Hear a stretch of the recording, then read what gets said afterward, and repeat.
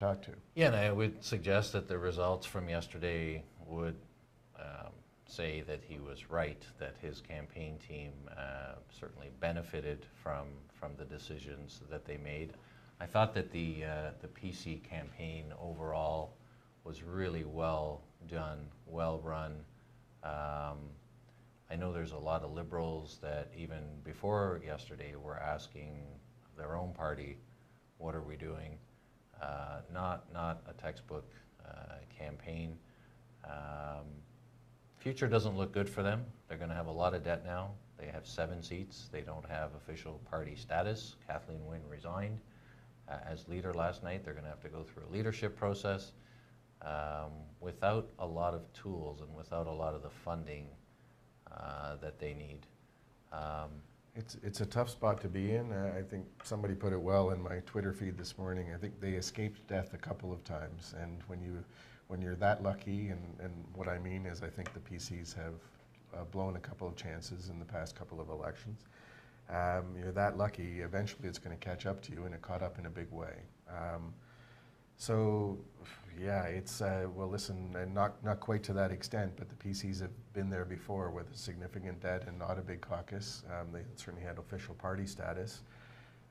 One media member was commenting this morning that, yes, there might be a choice where the PCs and NDP could choose to lower that threshold to give them official party status, but it's been done a couple of times before. And when do you stop doing that? If you keep doing it all the time, it eventually becomes irrelevant. So it'll be an interesting balance between, do we do that because it's a magnanimous kind of thing to do to help the Liberals, or do we stick with, some point in time you've got to stop lowering that bar? It'll be an interesting line to walk. I think the McGuinty, under the McGuinty government, the Liberals and the Conservatives agreed to lower it from 10 to 8 to accommodate the Howard Hampton-led NDP, but that was also at a time when the number of seats was reduced. You recall there used to be 130 seats, and Mike Harris adopted the federal boundary, so there were fewer seats, therefore you could make the case that that threshold be lowered. Here we've gone from 107 seats to 124, right. So are we going to lower the threshold from 8 to something less than 8?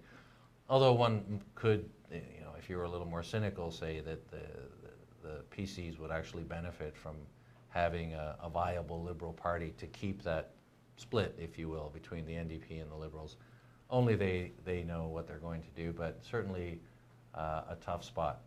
So looking forward, we've got about 2 minutes left. I think we're going to give everybody a chance to settle in. We'll see how it goes. Personally, I don't subscribe to the belief that Doug Ford and his government will be on some kind of right-wing agenda. I think that there's a certain amount of pragmatism, not only with him, but some of the people around him.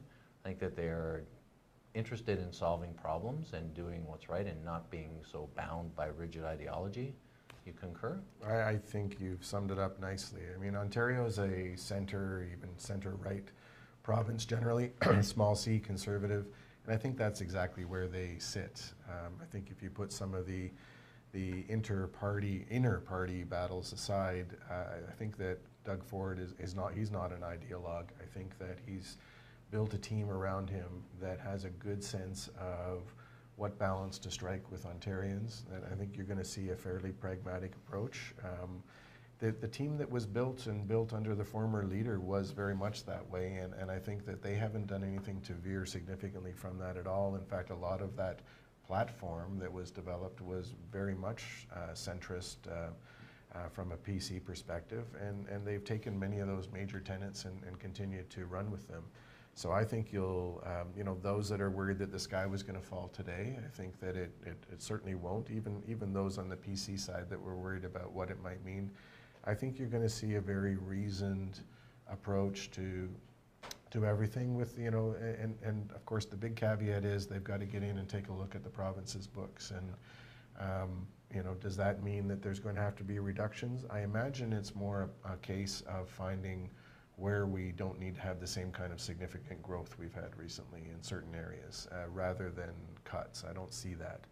So I think that people can look forward to an opportunity where There's going to be, I think, a very reasonable approach from a fiscal perspective, and some surprising moves, I think, in some of those social elements. You've seen what those priorities are in healthcare, for instance. I think there'll be a great deal of focus, and people should know that on that transition team today, the person that put together those key tenets for Mr. Ford in the platform, Dr. Ruben Devlin, a long time, very centrist PC activist and former party president, but a hospital CEO, is advising on transition too. And I think that, so if you take healthcare as an example, a very reasoned approach is what we can expect. All right.